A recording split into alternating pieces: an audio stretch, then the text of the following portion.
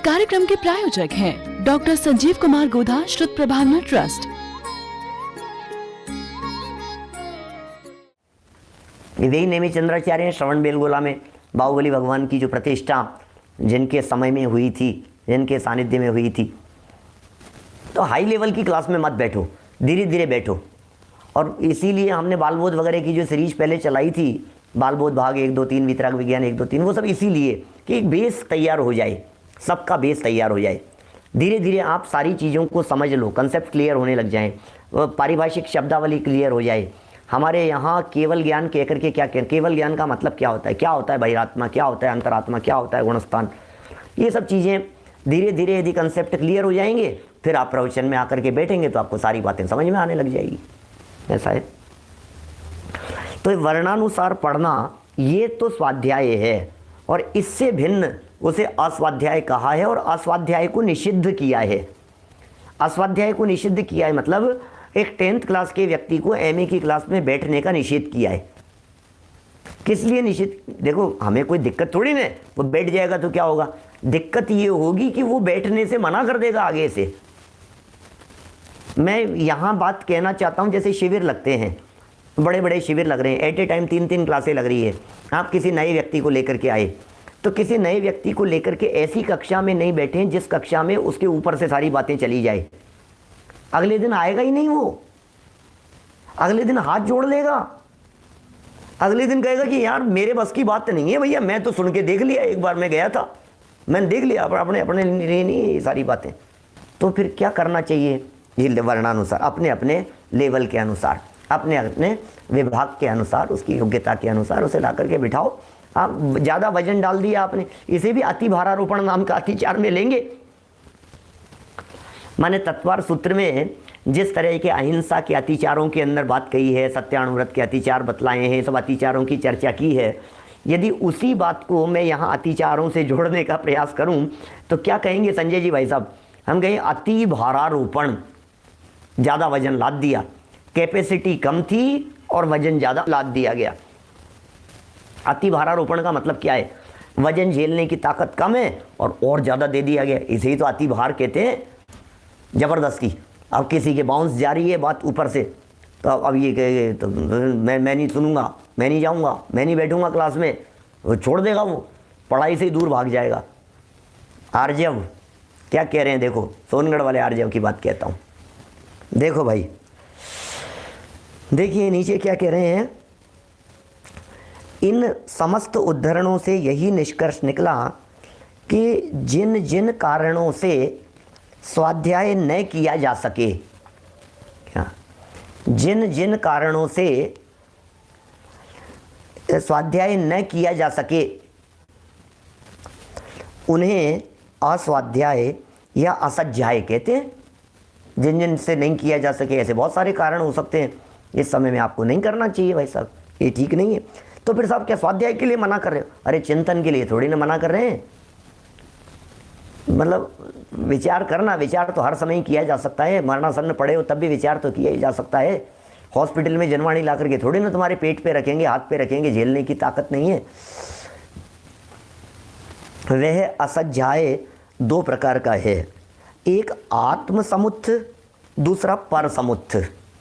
असज्जाय, असज्जाय मतलब अस्वाध्याय, स्वाध्याय नहीं करने रूप जो कारण बनते हैं, वे कारण 2 प्रकार से इस तरह के कारण बनते हैं।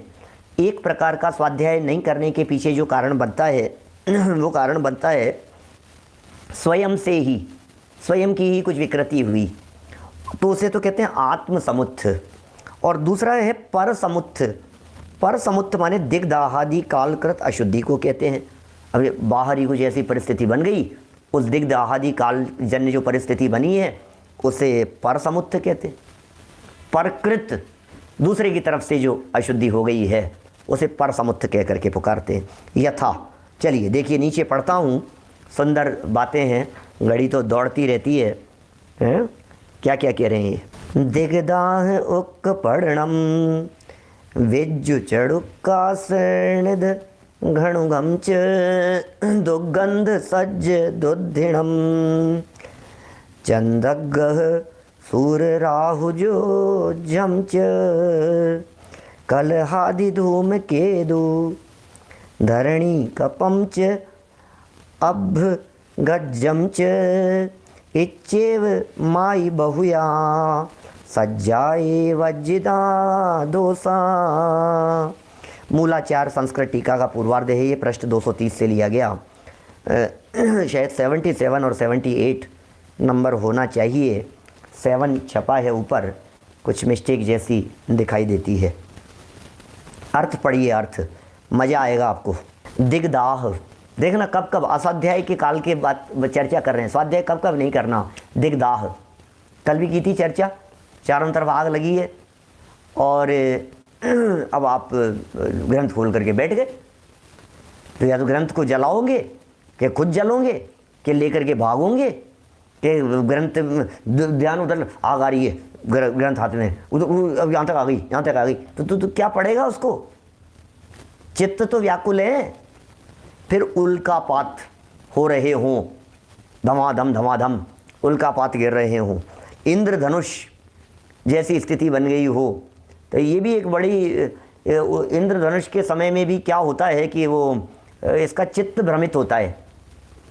इसलिए बोले ये इंद्रधनुष दिख रहा है तो देख ले, पहले उसको देख रहा है तो विचलित नहीं होना चाहिए, क्योंकि वो कौतूहल का विषय है। इंद्रधनुष कौतूहल का विषय है बहुत ज़्यादा। फिर सूर्य ग्रहण, चारों तरफ हाहाकार जैसी स्थिति मच रही हो। अब ये तो क्या है, जिस समय में बहुत पुरानी बातें भी है, बहुत पुराने समय की भी है, सूर्य को ग्रसित कर लिया गया है, सूर्य को देवता जैसा माना जाता है। अपने यहाँ इस तरह का तो कुछ है नहीं। मेरा एक शॉर्ट भी कभी किसी प्रवचन के बीच में से किसी ने निकाल करके लगाया था सूर्य ग्रहण वगैरह के संदर्भ में। तूफान चल रहा है, भूकंप आदि उत्पात हो रहे हैं। अब ऐसे समय में तो आप स्वाध्याय की कैसे कह सकते हो, ये तो बहुत प्रैक्टिकल बात है ना। मतलब इन समयों के अंदर तो सिखाने की ज़रूरत नहीं है, इन समयों में ये कहने की ज़रूरत नहीं कि आप स्वाध्याय नहीं कीजिए। ऐसे समय में अब भूकंप आ रहा है तो अब वो अपने आप ही व्यक्ति क्या करेगा, सब बंद होंगे ही, भागेंगे ही, बचेंगे ही, छिपेंगे ही, जो भी स्थिति होगी। और फिर उनमें भी जो ये बात कह रहे हैं, मूल आगम के अंदर जहाँ निषेध जहाँ आता हो वो बात आप मत पढ़ना, क्योंकि बहुत भारी भूकंप की जैसी स्थिति हो, उत्पात मचा रहा हो भूकंप, तूफान आ रहा है, पहले संभालो। जीवन रहेगा तो स्वाध्याय और हो जाएगा, जीवन ही नहीं बचेगा तो फिर स्वाध्याय का भी क्या कर लोगे आप, उसका क्या सार निकलेगा। तो ये जीवन हानि जैसी परिस्थितियां हैं वास्तव में मानसिक अशांति के कारण बनते हैं, बहुत ज़्यादा विकृति के कारण बनते हैं, चित्त को आंदोलित करने के कारण बनते हैं। इन कारणों के अंदर स्वाध्याय वर्जित करने के लिए यदि जिनवाणी माँ भी कह रही है तो वो यही कह रही है कि बेटा तू देख, तेरे ऊपर संकट आ जाए तो पहले उसको निपटाना, ऐसा नहीं तो जान जोखिम में डाल करके तू मेरी आज्ञा मानने के लिए मत आना। मैं तो तेरे को तेरी जान बचेगी तो मैं तो बैठी हूँ तेरे को सिखाने के लिए। माँ तो हमेशा यही कहेगी ना, बेटा ये ऐसा काम, मैं दिख गई थी तो तू दौड़ता हुआ रोड क्रॉस करके आएगा, भारी गाड़ी चल रही है, तू मर जाता तो क्या होता। मैं खड़ी हूँ ना यहाँ पे, देखो माँ रोड के एक किनारे पर खड़ी हुई है और बच्चा बहुत बरसों बाद में आया और सामने गाड़ी से उतरा और सामने माँ को देखा तो दौड़ता हुआ आ रहा है। अब वो दौड़ता हुआ माँ की तरफ आ रहा है, भारी वाहन चल रहे हैं, दौड़ रहे हैं इधर से उधर, गाड़ियाँ बहुत तेज स्पीड से दौड़ रही है। तो माँ के पास में पहुँचने पर माँ क्या कहेगा, पहले प्रतिज्ञा ले, आज के बाद में इस तरह से, भले ही मैं खड़ी हूँ सामने तो भी तू इस तरह से दौड़ता हुआ नहीं आएगा, प्रतिज्ञा ले पहले, तेरी सुरक्षा चाहिए मुझे। क्या कहेगी माँ, बेटे आज तो कर लिए, माँ मैं तो आपको देख करके रह नहीं सका, माँ मैं आपको कैसे छोड़ देता, माँ नहीं, माँ कह रही है, अब माँ का आदेश है ये मानना। तू समझ में आ रही है ना बात क्या कह रहे हैं।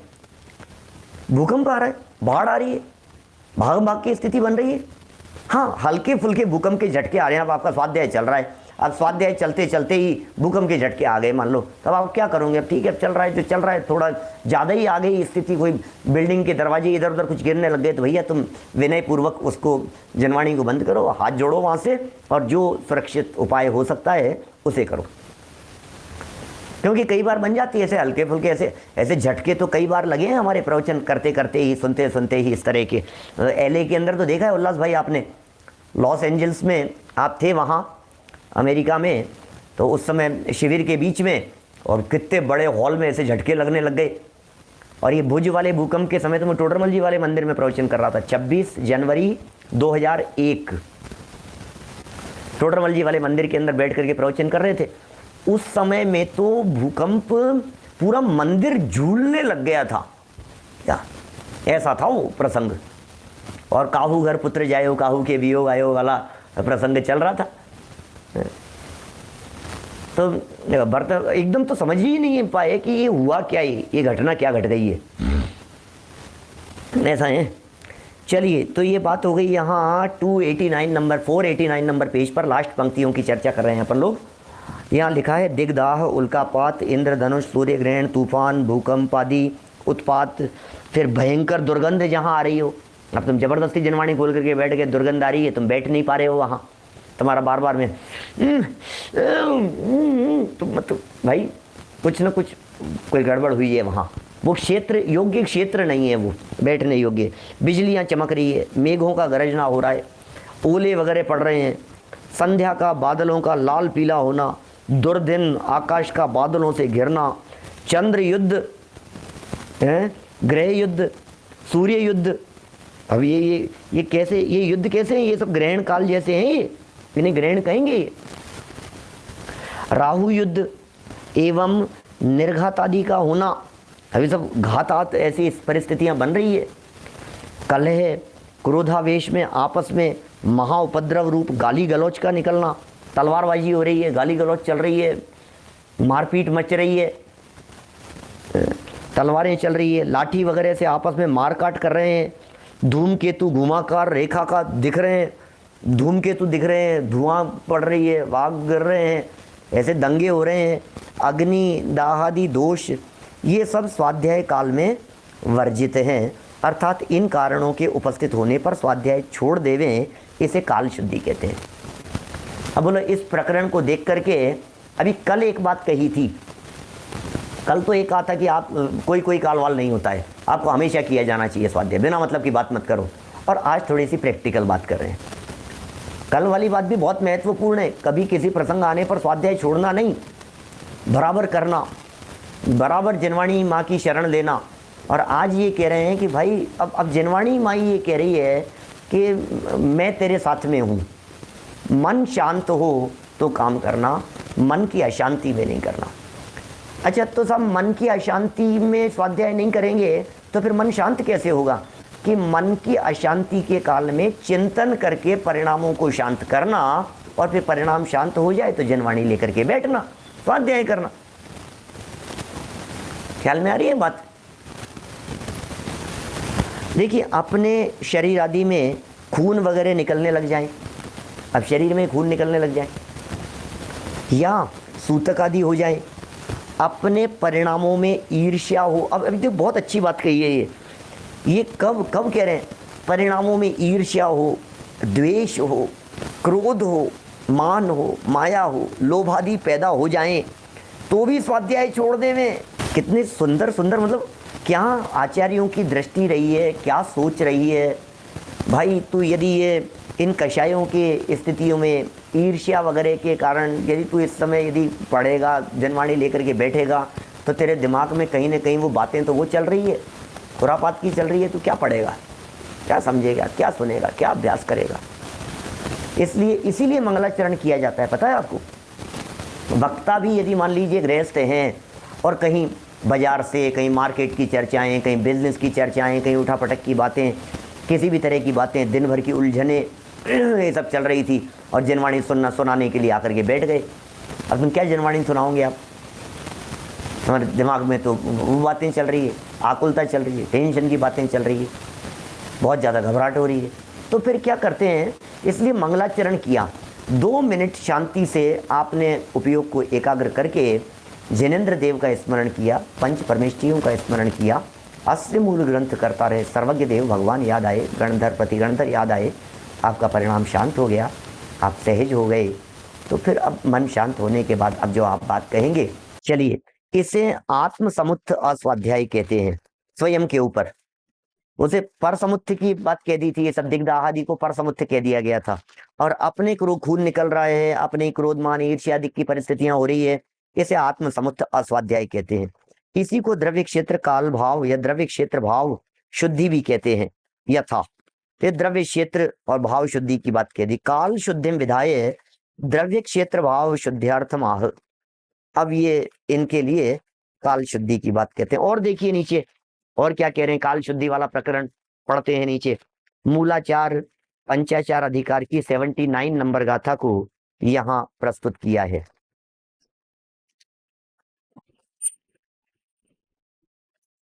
रुहिरादिपूय मनसम दव्ये केते सदहथ परिमाणम कोधादि संकिलेसा भाव विसोही पठन काले। ओ बहुत ही बढ़िया, क्या बात कह रहे हैं। अर्थ, अपने या पर के शरीर में खून, अपने या पर के शरीर में खून, पी, मलमूत्र आदि निकल रहा हो, मक्खियां भिन भिनार करती हो तो स्वाध्याय नहीं करें। जब आप जनवाणी लेकर के बैठ गए, मक्खियां भिन भिनाट कर रही है, घाव हो रहे हैं, और ऐसे नहीं भैया, जनवाणी माँ है, इसकी भी विराधना का ध्यान रखो, विराधना नहीं होने पाए ऐसे कार्य कैसे करेंगे। खून निकल रहा है, पीप निकल रहा है, त्रस जीव उसमें उत्पन्न हो रहे हैं और बहुत विकृत दशा है, तो इसको वहां भी लगा लेना चाहिए। हॉस्पिटल को लगा लीजिए आप, यहाँ आप हॉस्पिटल में स्वाध्याय नहीं करें, बिल्कुल बहुत हॉस्पिटलाइज्ड हैं, वहां किस किस के छुए हुए हैं बिस्तर वगैरह। हमारे तो घर में बिल्कुल ऐसी स्थिति थी पहले भी कि वो हॉस्पिटल जाकर के कोई भी आते थे तो वो बराबर घर आकर के कपड़े बदलते थे, नहाते थे और उन कपड़ों को धुलने डाल देते थे। हॉस्पिटल के आए हुए कपड़े घर में प्रयोग में लेने योग्य नहीं।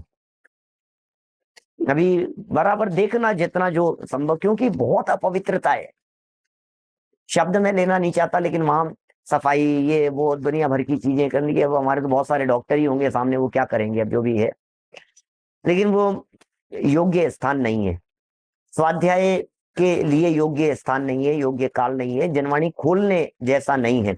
सुन तो सकते ही हैं भाई साहब, सुनने के लिए तो हमने बात ही कही थी आपको, मैंने वहां तो सुन ही सकते हैं, चर्चा तो सुनने में तो कोई बाधा है ही नहीं। आप लगाइए, जो जाए मिलने के लिए वे भी सुनाएं और सुने, आपस में चर्चाएं करें, वार्ताएं करें, है ना। देखिए, जहां स्वाध्याय होता हो उस स्थान के चारों तरफ 100 हाथ तक कोई अशुचि द्रव्य एवं मुर्दा वगैरह नहीं होना चाहिए। 100 हाथ तक किसी तरह की अशुचि वगैरह नहीं होना चाहिए, अशुचि द्रव्य नहीं होना चाहिए, कहीं मांस पड़ा है, कहीं खून पड़ा है, कहीं खून खराबा हो रहा है। 100 हाथ की दूरी, 100 हाथ मतलब समझ लीजिए आप लगभग 1.5 फीट का एक हाथ मानते हो तो मतलब करीब 150 फीट के आसपास की बात हो गई। 150 फीट का मतलब 50 गज, 50 गज की बात हो गई, इतनी दूरी तक। इसका मतलब कुल मिलाकर के 50 गज माने आपके घर के दायरे के बाहर, आपकी बाउंड्री के बाहर, है ना। मुर्दा वगैरह नहीं होना चाहिए, इसीलिए हॉस्पिटल वगैरह के पास के जगह को भी मतलब नहीं होना चाहिए। हॉस्पिटल के ऊपर ही घर हो तो आपको घर बदलना चाहिए, प्रयास करना चाहिए। ऐसा जो है सो है, परिस्थिति का तो कुछ नहीं कर सकते हैं। हॉस्पिटल के ऊपर घर है तो आप क्या कर सकते हैं, योग्य स्थान नहीं है जी। फिर बाकी आप अब जितना सावधानी रख करके वो क्या कहें, जो भी है सावधानी रखो, और कोई उपाय नहीं है। कदाचित होवे तो यदि दूर किया जावे तो वहां स्वाध्याय करें, थोड़ा सा दूरी बना सकें, थोड़ी डिस्टेंस मेंटेन कर सकें तो ऐसा करें। मूल ग्रंथों को वहां लेकर के आप न बैठे जहां ऐसी अशुद्धि है, अथवा उस स्थान को छोड़ दें, या फिर आप स्थान को ही छोड़ दीजिए, इससे ज्यादा और क्या कहा जा सकता है, स्थान को छोड़ दें। भोजन आदि भी गरिष्ठ नहीं खाना चाहिए, लो भोजन आदि भी नहीं खाना चाहिए, गरिष्ठ मत खाओ आप।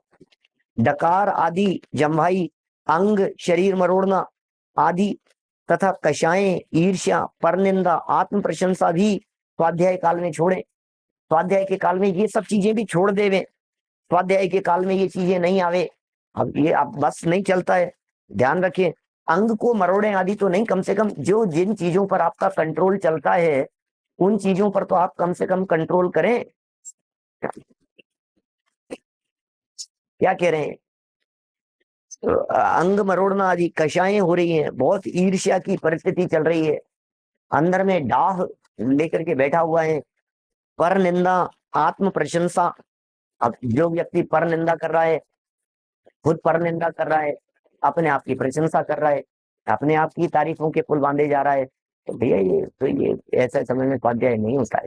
तुम जिनकी निंदा कर रहे हो वे भी भगवान है, और जिसकी तुम प्रशंसा सुन रहे हो वो जड़ है, जिसकी तुम प्रशंसा सुन रहे हो वो परद्रव्य है, वो पुद्गल है, वो तुम्हारा स्वरूप नहीं है, भूलने की जरूरत नहीं है। और जिसकी तुम निंदा कर रहे हो वो भगवान है अंदर में बैठा हुआ, वो भी भगवान बनने की सामर्थ्य वाला है। उसको वर्तमान अशुद्धि से मत देखो, वर्तमान कमजोरी से मत देखो, वर्तमान विकृति से मत देखो, मत करो किसी की निंदा, मत करो किसी की आलोचना। इसलिए न तो पर की निंदा और न आत्म प्रशंसा, ये दोनों ही बातें नहीं होना चाहिए।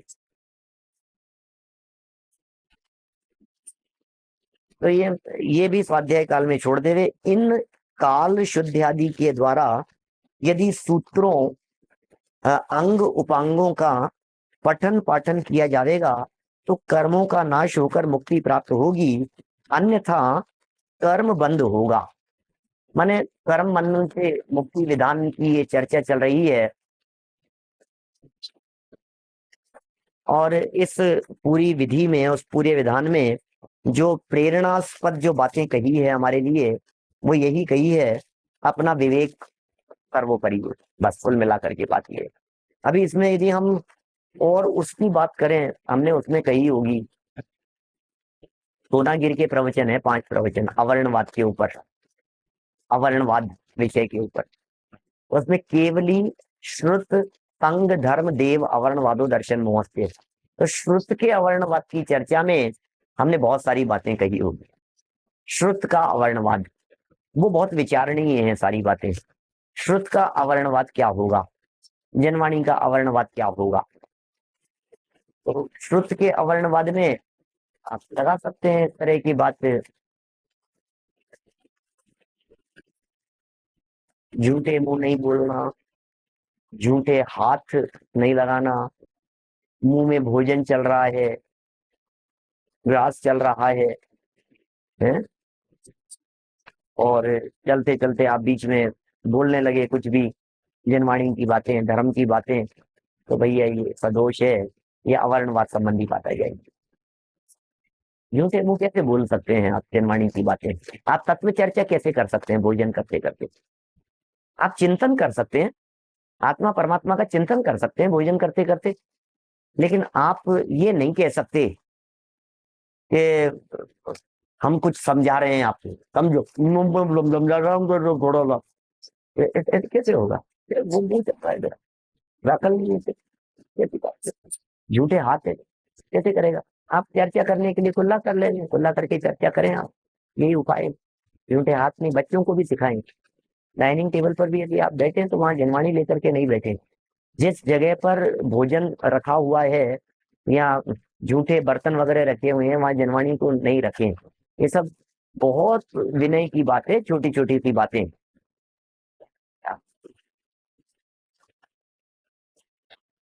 चलो समय हो गया अपना, अब ये थोड़े बहुत व्यवधान हैं, सो कोई बात नहीं, कल नया प्रकरण पढ़ेंगे आगे।